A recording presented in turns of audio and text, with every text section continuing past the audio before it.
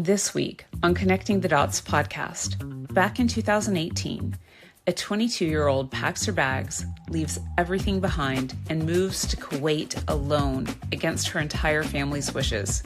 Meet Amina Kurbanova, women's fitness expert, award-winning tech founder, and someone who turned every "you're too young" into rocket fuel.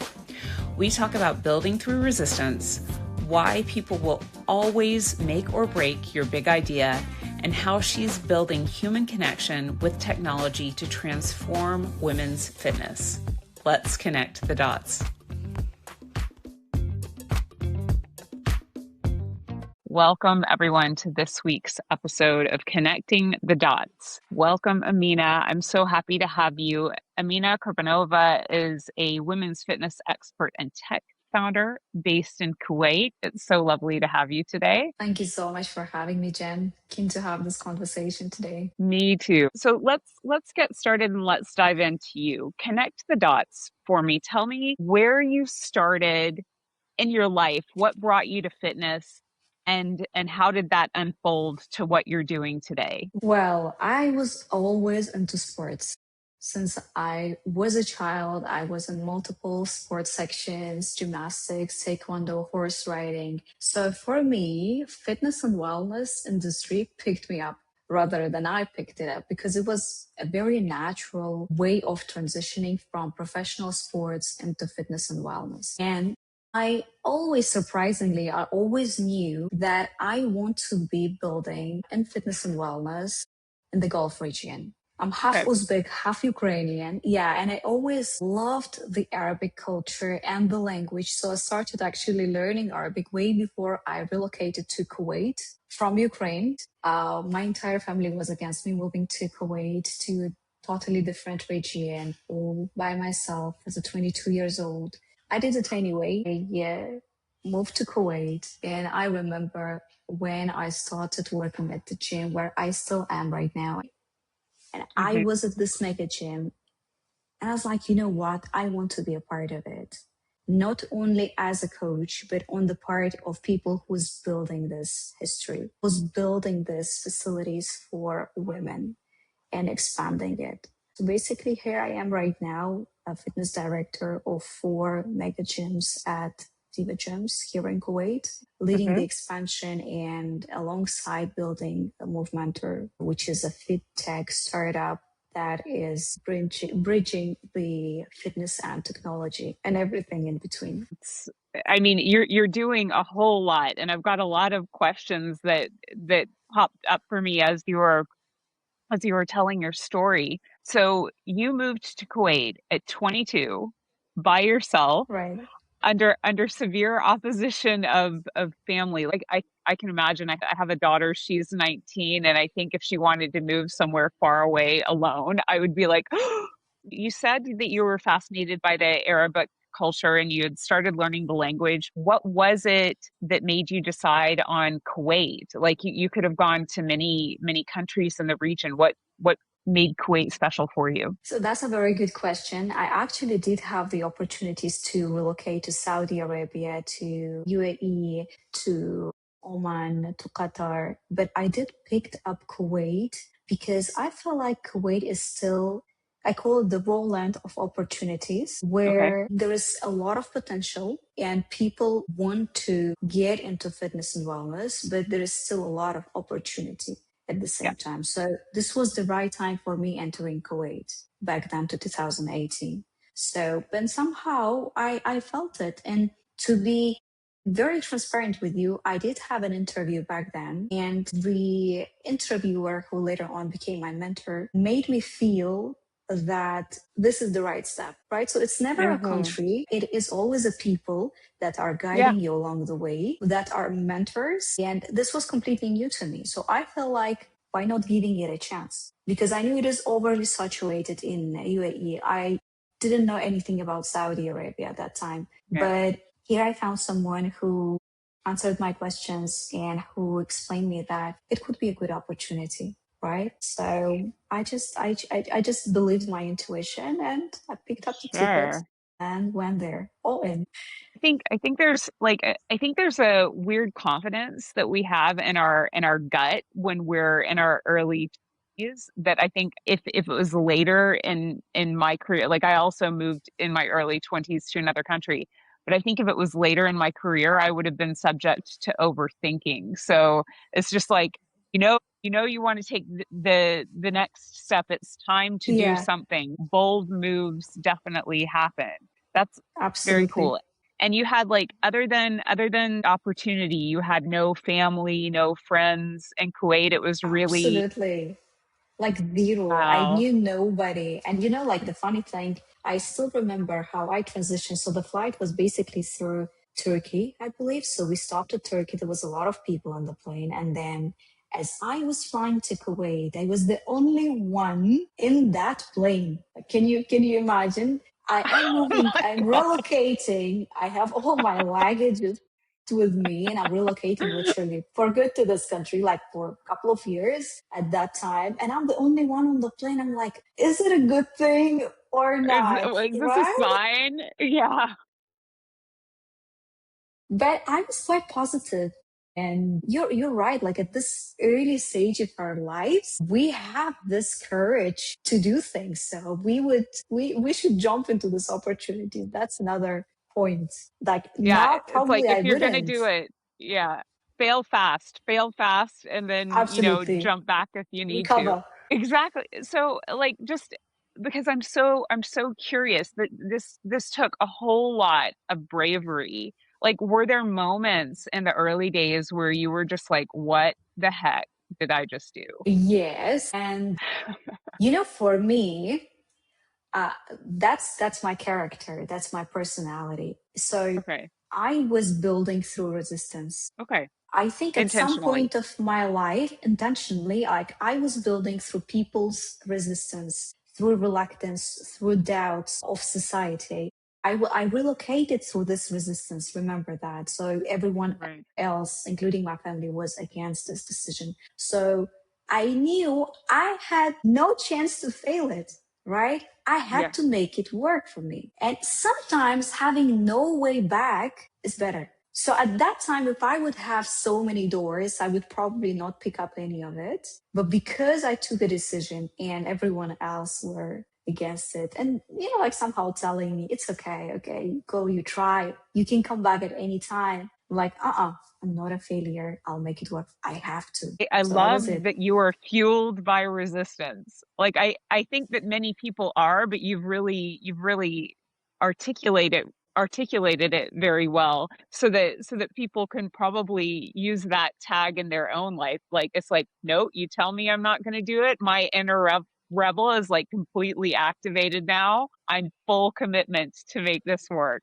That And you know what I love, Jen? I was watching the podcast the other time, and they were speaking about not listening to the people that are not where you want to be. So there will be always plenty of opinions yeah. from people that are close to us as well, right?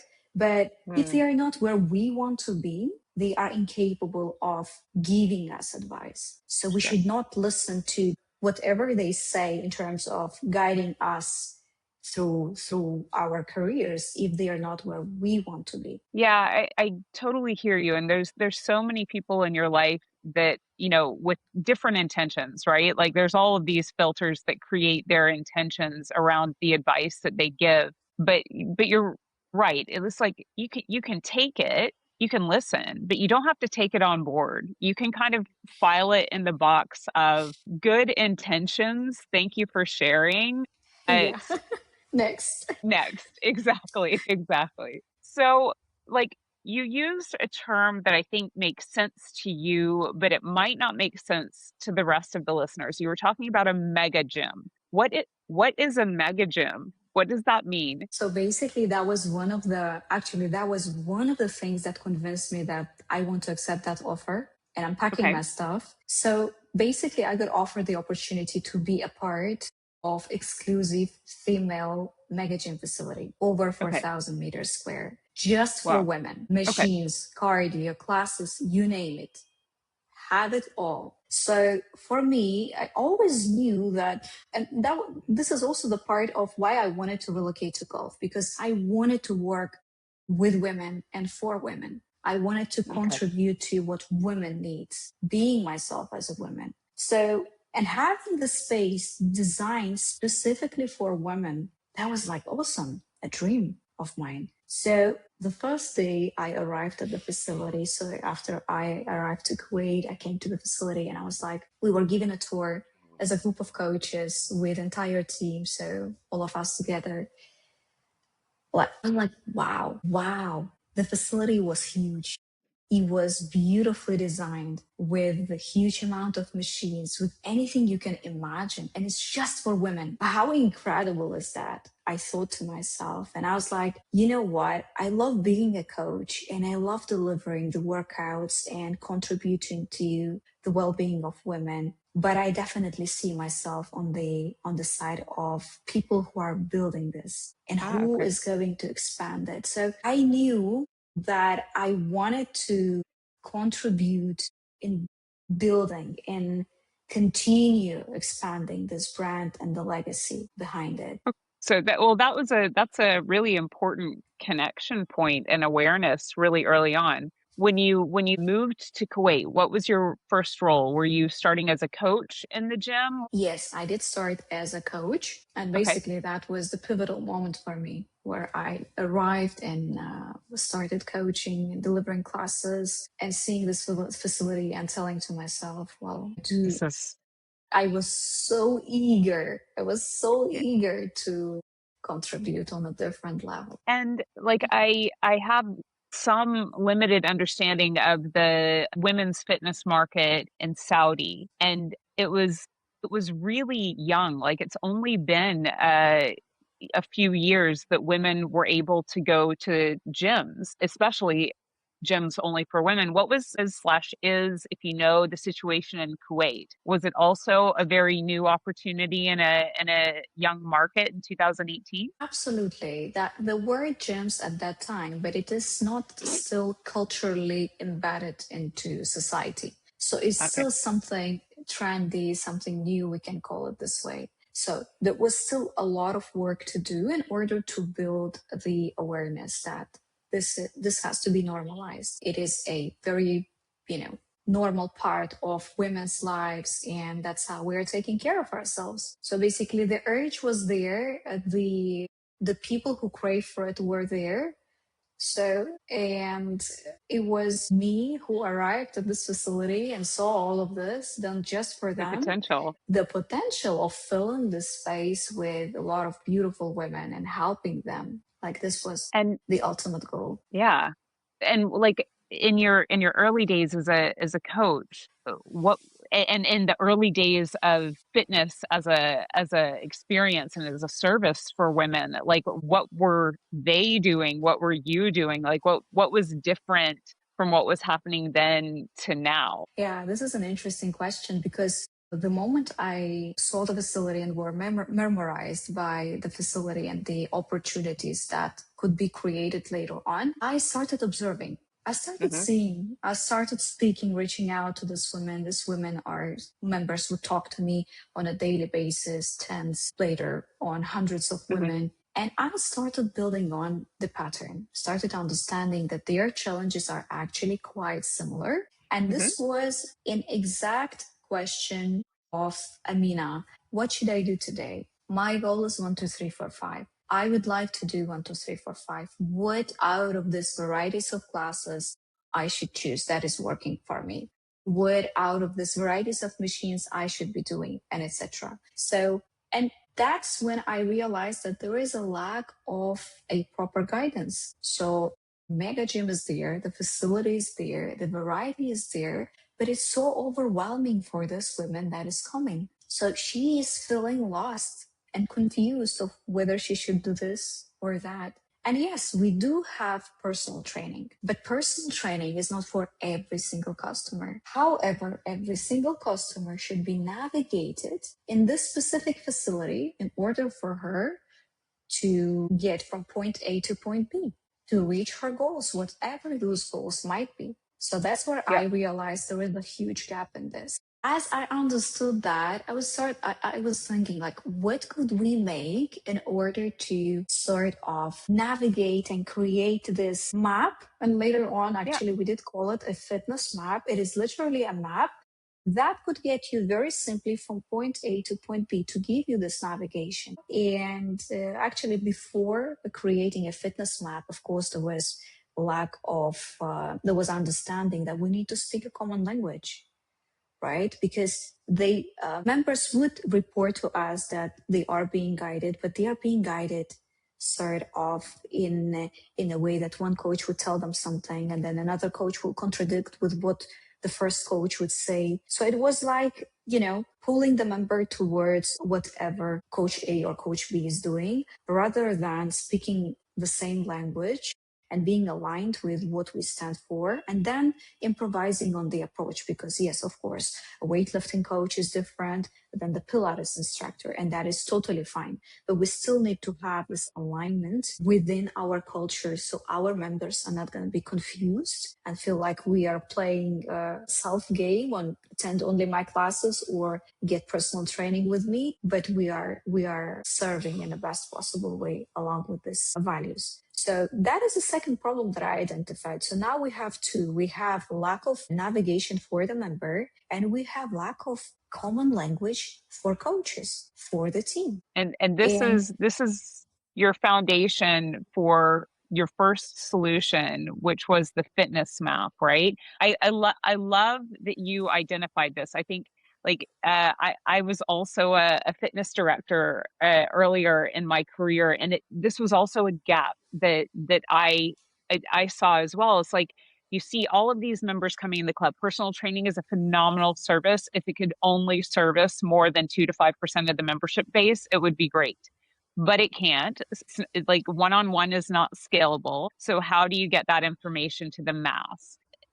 And I really saw, so many, first time members. And in your situation, it must be an overwhelming amount of beginners because fitness was so early in its position in the market. And it's almost like going to the grocery store without a list, or going to an airport in a foreign Yes. country where you can't even identify the characters of the language. It's just like, what do I do now? It's a very vulnerable feeling not to know what to do with your own body, and having like some sort of an idea that you want to do something, but you don't have the skills and you don't have the language. So I'm setting you up. I'm sure this is the solution that the fitness map provided. So tell me a little bit about that. Yeah, you just said that. It is a huge challenge. It's like literally, it's like going to the grocery shopping without the list. Like, what would you get? You have no idea. And Everything. even with the list,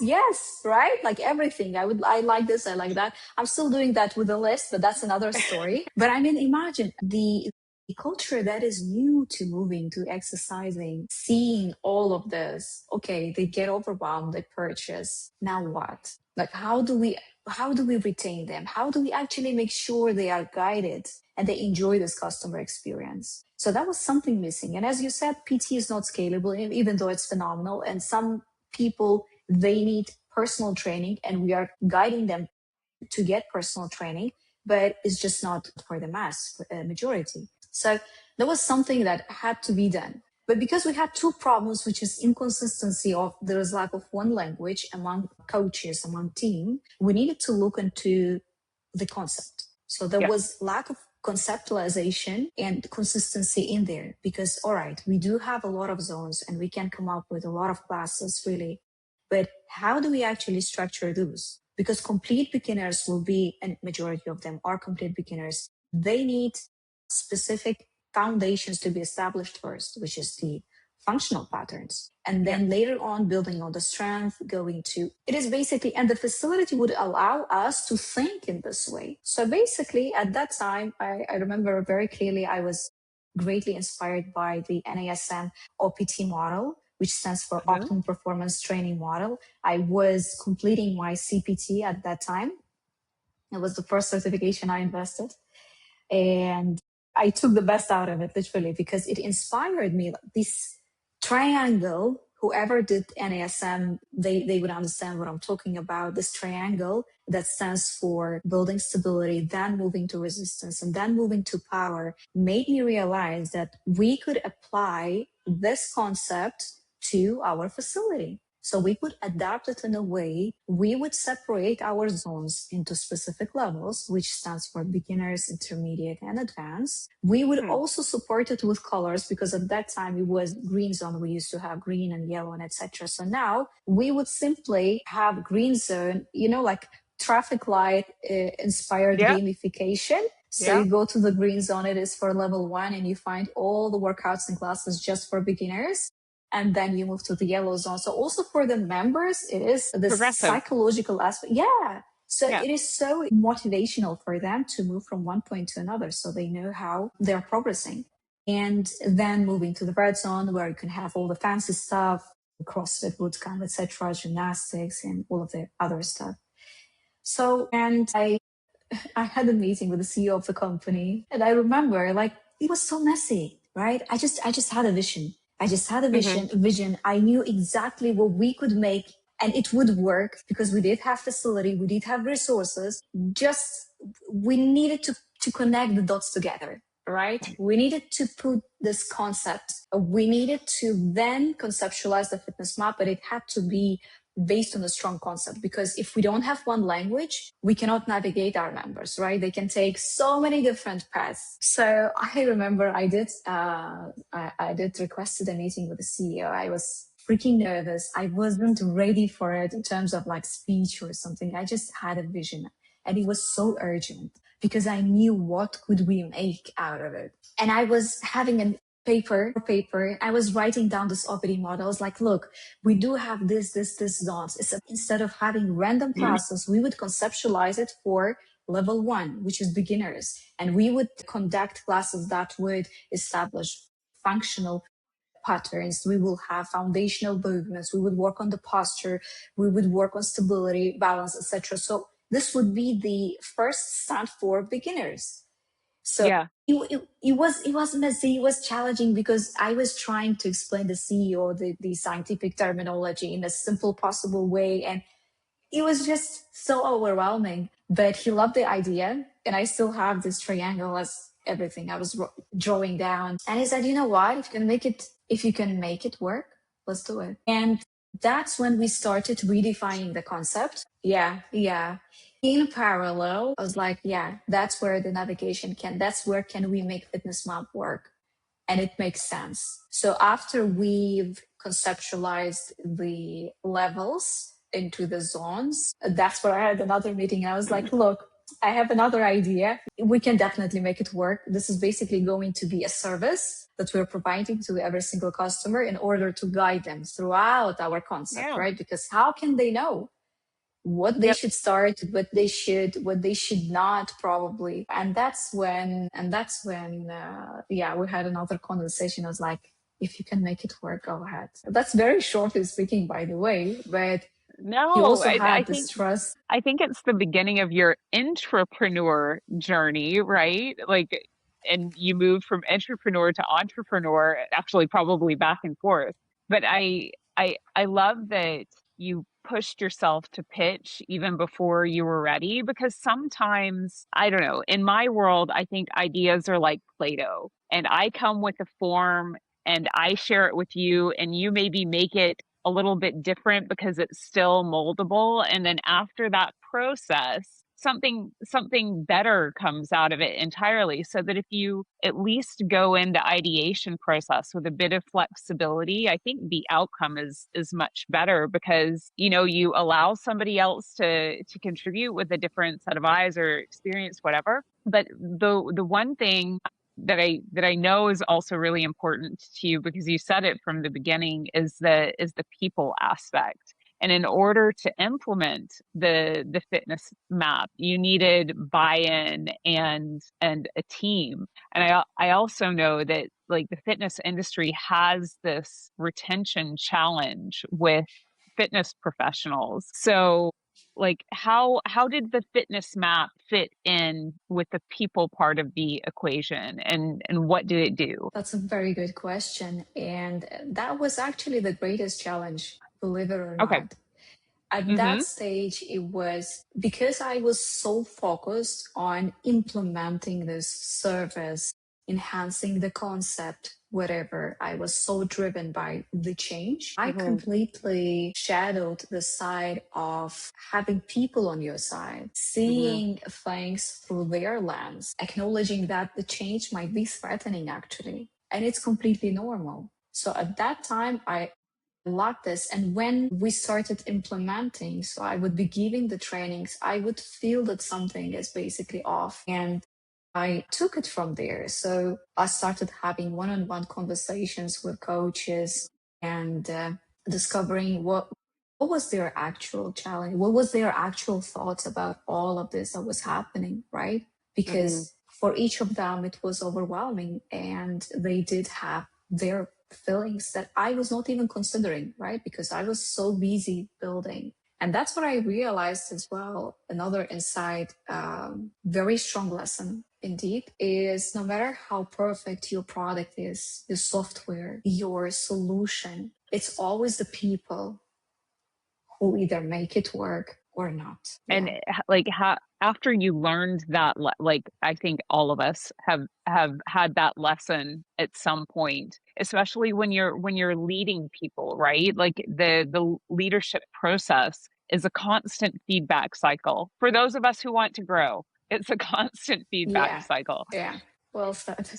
So, and of course, like change is scary and it's messy and there's resistance to it. And, you know, if people weren't taken along in the process, you're navigating buy-in. So you have to sell them on the idea as well and get them through the change process. I mean, eventually you launched the fitness map. So how did you fix that? Yeah. As you said, it's never a linear process. No. You're being busy with building something that you believe so much and you see the challenge and then you see so many other challenges along the way that are coming and you are in a position to adapt. Yeah. So I truly believe that being agile as much as it's possible, specifically when you're building anything, this is the crucial part. So that's what I tried to do. I would have the Hmm. conversations, I would start conducting trainings, I would start understanding that whatever I do see, people are not seeing it through the same lens. They're Yes. seeing it differently. So I was trying, as you said, leadership is a loop of feedback, trying to hear a bit more from them, trying Hmm. to keep my mouth shut a bit longer before I say anything because I was Hmm. desperate to deliver, right? It was desperate to make it happen. But hang on a second. They need a bit more time. They need to be heard. They need to be seen as well throughout this process. So this human aspect can never be underestimated. And that's what I see actually a very big constraint to nowadays between the operators and the coaches, the staff, the team, the actual executors who Hmm. are executing upon the vision that is provided to them. That whenever we are developing anything, instead of starting with the feedback and hearing what actually concerns people, we come up with our ideas and we make it work in our head and we believe in it. And sometimes it really could work and it does work, right? There's no linear path.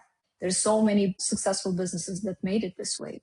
But if we really want something sustainable, something that connect people, it has to start with people. It has to Hmm. solve the actual problems and not the problems that we think we are excited about solving. You know what I mean?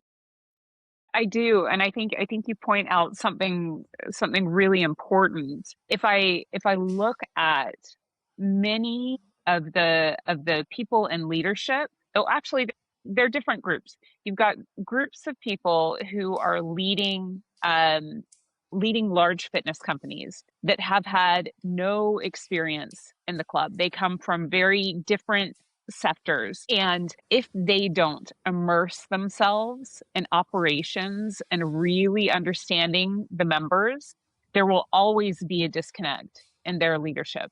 And then you have the people who have really grown up in this industry and really understand the members, but may not have like that outside influence and perspective of operational excellence and acceleration and like the different things that make it important. Like they both have strengths, but if you're coming from the outside and you don't look in, like deep in, and that like the team member, the what's happening in the clubs, the members themselves, if you don't um, really drown in that, then you're going to be disconnected from the true opportunity in your business. Just like if you come from the deep end of the fitness sector and you've gone up the career ladder from that perspective, you haven't had enough experience in the outside, and that could be a limiting factor. So there's no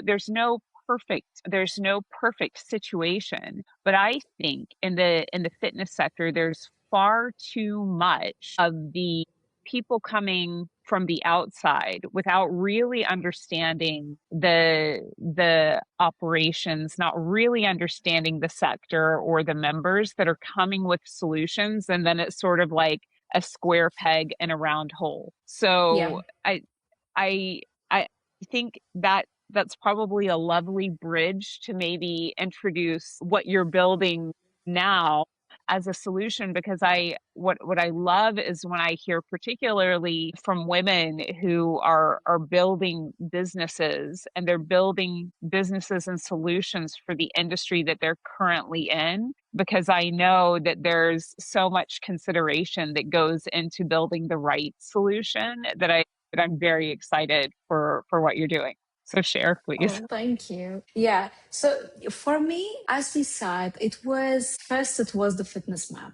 That was a handwritten concept, we can say so, because it was the PDF file that we would adjust. So this was the navigation for the members. Yep. Then I decided to take it to another level and create the CRM. So basically having a CRM as a solution, as a tech solution for customers. So we could deliver the workout plans and personalization and have a bit more flexibility to do so and gather our data in our CRM platform. And then with its own limitations, of course, and then it progressed to now a proper fit tech startup, Movementer. Yes, that is having the same vision, that is unlocking this hidden revenue that nobody was thinking about, but it existed because it came directly from this gap that we were trying to solve from the beginning by Fitness Map, and now having it basically as a software and unlocking all these features that are helpful for both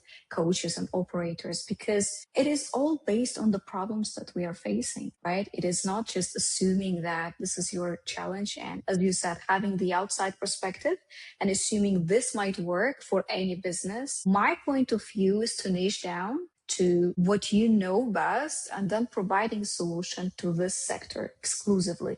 And that's basically what Movementer does. And just so that I understand and represent what the solution can do, like the intention of the solution was born in the fitness map, right? So it's like taking guidance for people who are joining a gym and don't know what to do and are not working with a personal trainer. So it's like, and now what? So like I imagine that I'm a member and I'm using your platform. Like what am I going to experience? What do I have to answer? What do I get? Yeah, exactly as you said. So basically, taking this fitness map concept with more of the features that will help you as a member to know how to be navigated in this specific facility. So we're talking about 100% personalization. It is not just Mm-hmm. random platform creating workouts, because there are many in the market and Mm-hmm. it wouldn't be as unique, but it is exclusively for this specific facility. So basically we build entire infrastructure such as exercise library for this specific facility with its own machines, with its own coaches, setting up the classes that are unique to this facility, and then building up the service as a basically a fitness map for the customers. Customers also have specific access if they upgrade, they pay for there is membership based system, so they can chat Mm-hmm. with their coach to receive the assistance. in case if they need, because even if it's not personal training, we've observed that the members need sometimes more of attention on how to execute the exercises or how to change, tweak their workout plan, etc. So that's perfectly fine. So basically now they're able to do so. They're also able to complete their workout plans and see their progress bars, basically having full progress tracker in one place. Mhm. Yeah. That's fantastic. I mean, you're taking the ability to scale your personal trainers so that they can be one to many. Of course, it's not, I've got you entirely for me for an hour. That's a different experience. But I do, as a member, have access to like an expert to answer my fitness related questions. It's almost like I have a fitness concierge where it's like, you go to a hotel and it's like, where do I go out to dinner tonight? But the fitness question would be, all right, like I didn't sleep very well. How should I adjust my workout today? And then I have someone to help steer me in that direction so I'm not completely blind. So tell me a little bit more about Move Mentor and the problem that you're trying to solve. So basically, Move Mentor major idea came from Fitness Map, taking this customer personalization, customer experience to another level, having support and having all those features that will help members and coaches to design effective workouts inside facilities. But digging deeper into it, it basically connects the systems and the technology part and the human aspect, because the Okay. workouts are still designed by the coaches, and coaches benefiting by designing those workouts. The coaches are the one who are supporting members throughout their journey. The operators are viewing coaches' performance and etc. So we believe that keeping this human element is crucial, but at the same time, let the admin and technology do its work for coaches and operators to focus on their zone of genius, which is customer experience, empathy, emotional intelligence, and etc. The human connection piece, right? Which is what everyone's afraid of losing to technology, and you're designing for that. That's really cool. How would I like I'm a club operator that wants to get started with Move Mentor. What does that mean for me? Like what am I setting up with you to when I'm launching this program? So basically, you're setting up for having a proper additional service, so additional revenue stream that is supported by tech. So now you don't have to use any third parties. You have a system and you have a concept. So basically, this concept is personalized to you, to your facility.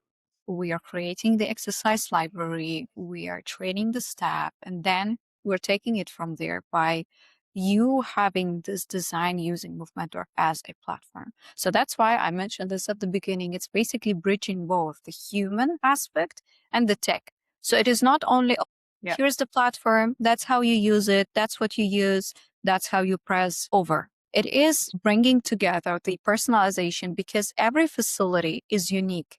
Every brand is unique, and what one will need, the other will not. So we take it from there. We understand that in some areas and in some clubs, they're more focused on personal training. So we could design workout programs that could be tracked through the personal training settings.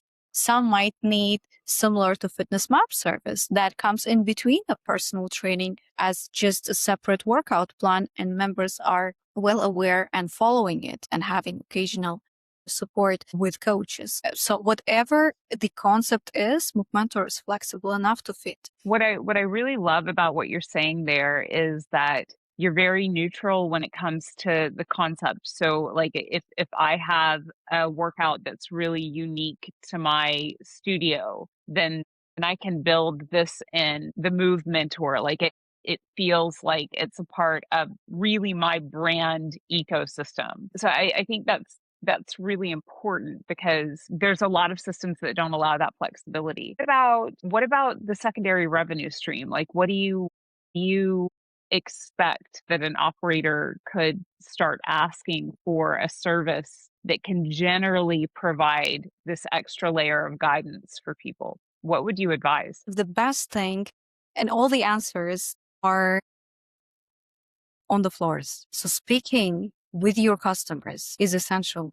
It's as simple as that, understanding your people's needs. And it might sound simple, but it's not as simple as you have to actually reach out to people that are coming to your facility and understand, what do they come for? What do they like? What do they not? And they might not give you, most probably, they will not give you straightforward answers of what their problems are, but you as an operator can bridge this gap by reading between the lines. If they are struggling with something, like what could be your solution for that? Speaking with your staff is also very important. So with coaches that are executing, that are actually delivering the service, because if your members want something and you know you can make it work, you can create it, you can have a solution for that. You should also make sure that your coaches are on the same level of awareness and they can execute upon that. And what would they need to do so?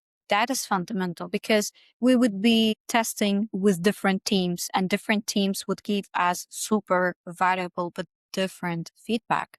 Like, I would prefer to have this button here. I would prefer to have the possibility to include notes under the questionnaire. I would prefer to be able to drag the workout plan from one exercise to another in order for the sequence to be as logical for the customer as possible. I would, and etc. So it is crucial to have this human element, and that's how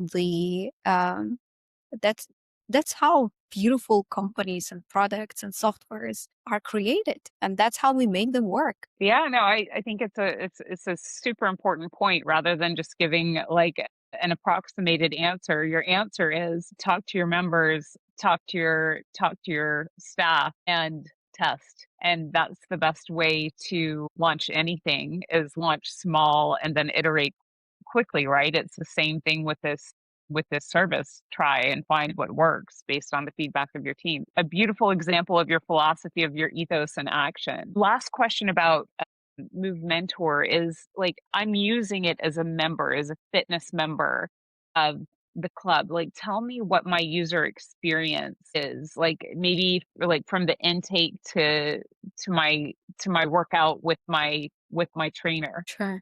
So for the member, we realized ever since we launched Fitness Map, they had a guidance, right? So they needed something that would be a bit more flexible in terms of customization, having different workouts, having visual representation of the video you could click and you can actually see how this exercise is done, having some cues, having key variables such as sets, reps, a bit more detailed guidance. So we implemented that.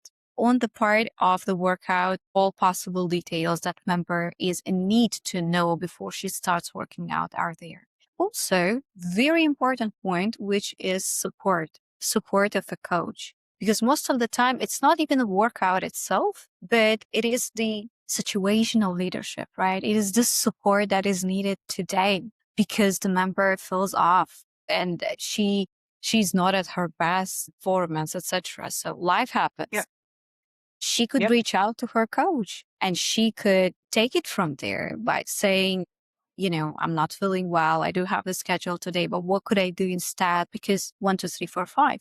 And the coach is answering. So it's not automated. So we're really being selective where do we implement tech and automation and where do we keep human touch? Because by the end of the day, we need another human to make us feel that it is okay to skip today or to change this specific workout to recovery or to whatever. And it's totally fine. And I'm still on the track and I'm still progressing. And it's okay not to be okay, Jen. Yeah, no, but I think that's great. So it's, like I use Move Mentor, and I have my progress hub.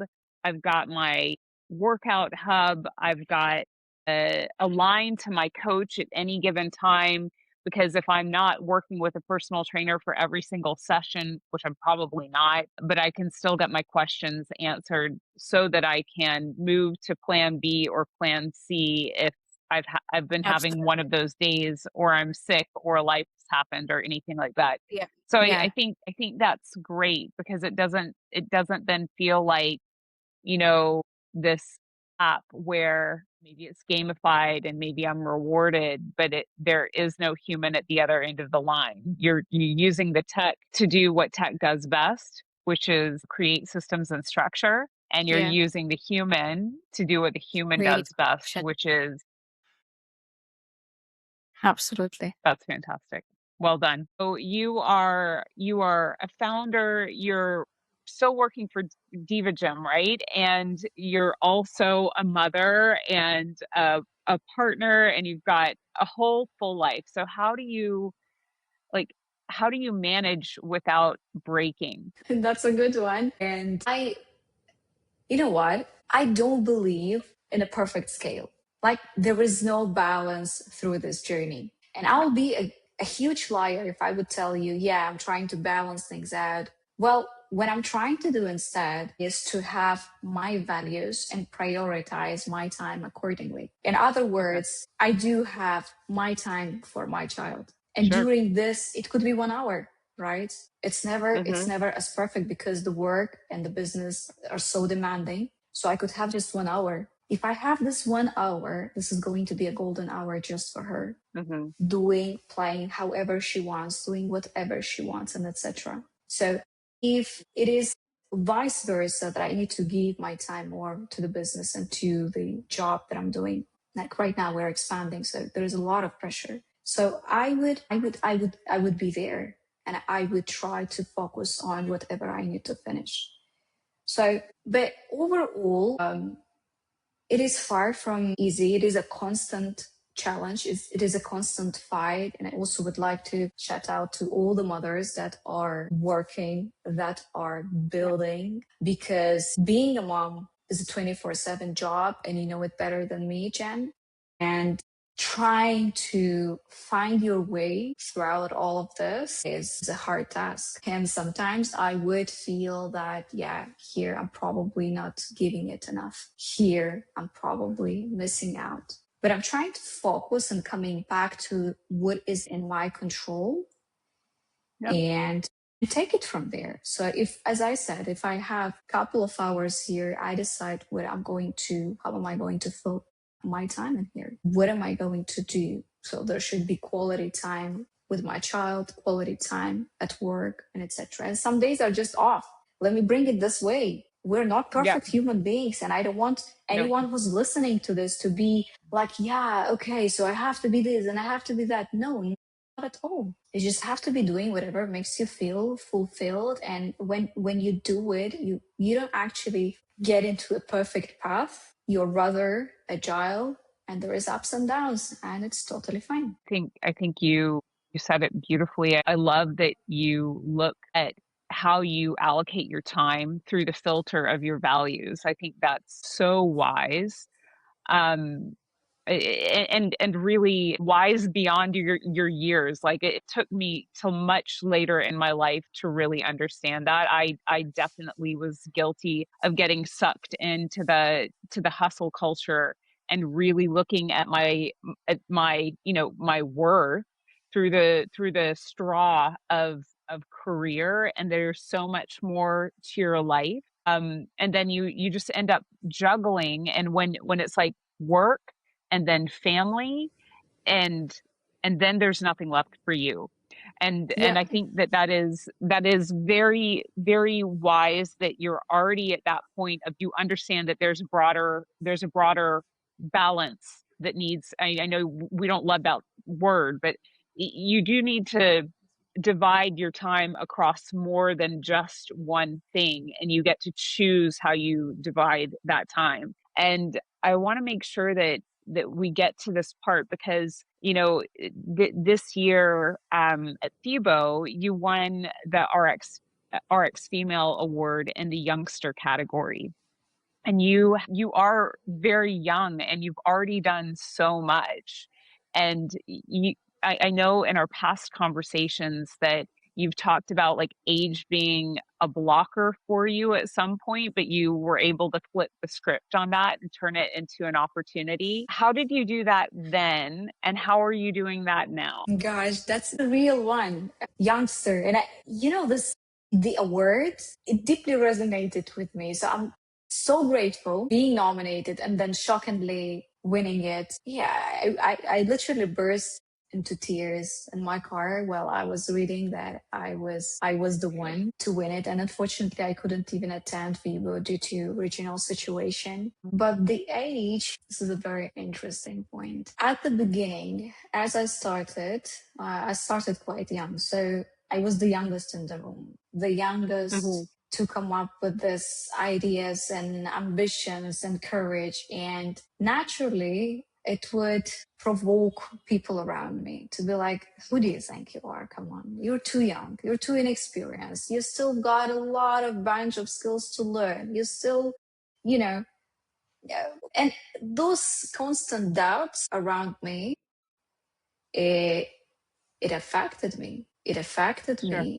I won't deny that it affected this imposter syndrome inside. Like, yeah, Sure. maybe they're right. Maybe, yeah, maybe am I wanting too much? Am I too young for this? Am I even good to be among these people in that room?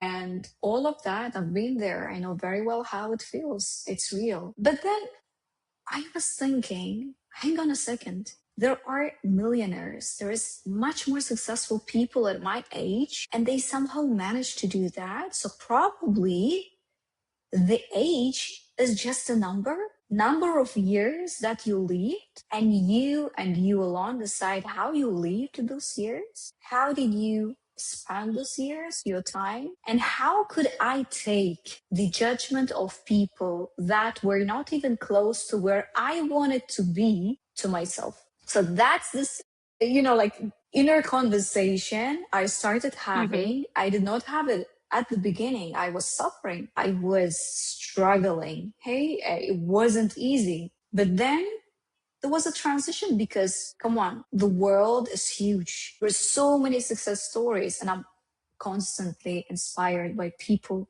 that are winning their dreams, their goals, their businesses. It's beautiful to witness. And I would see all these young people are doing that and telling myself, oh, like seriously. So basically, it was a challenge. Up until that moment, I sat down with myself and I said, you know what? This is my strength. This is my courage. This is why I see things through this lens. This is the flexibility and agility. So I'm not this rigid way of box thinking. Things should be done in this way. Operations are run this way. I have nothing against structure, but being young is bringing a fresh perspective. So basically, a coin has two sides of it. It's how you see things. And that's where I realized that whatever side I let people see, so that's what I believe about myself. So if I see my age as a strength, as advantage, people are going to perceive it as such. Because I would carry myself through this belief, the way, I sit in the room, I position myself, I speak, I bring my ideas on the table. This is what they will see, and that's what I want them to focus. Not the way how I look, not my age, not where I come from, right? Not being judged by the superficial layers of you as a human, because there is so much more that I know about myself, and I know that I can contribute, and I'm willing. So yeah, it was this pivotal decision that I made. And I hear this, and this circles all the way back to your introduction, right? Like to that moment where you're like, I'm gonna go and live somewhere else and try to do something, and I'm gonna be fueled by resistance. And I think you found that resistance here again, and you were flipped the script. It went from why me to why not me. Like, Yes. it's like, who are you? I know Yeah, what this is. This is resistance, and I know exactly what to do with it. absolutely. And Sounds familiar.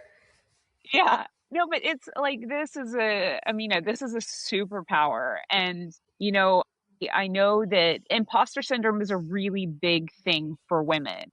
And it's because we exist in systems that are not designed for us. We have to succeed in systems that are not designed for us by us. So we always feel like something's a little bit off, and that Yeah. causes us to question ourselves, overthink, overprove, and it can be a big blocker for people. And I'm so happy to hear in your story, and in also like these situations that seem to be a red line through your life, that you're not letting it. You're just like, no, no, no. There's another side to this, and I'm going to pick the side that feels strong, and I'm going to keep going. And I think that that's just going to be, it's just going to be a huge, huge part of your story through your life that's going to carry you in really, really amazing ways. And I hope that, you know, the people that listen start doing the same thing. Is like they feel that friction, they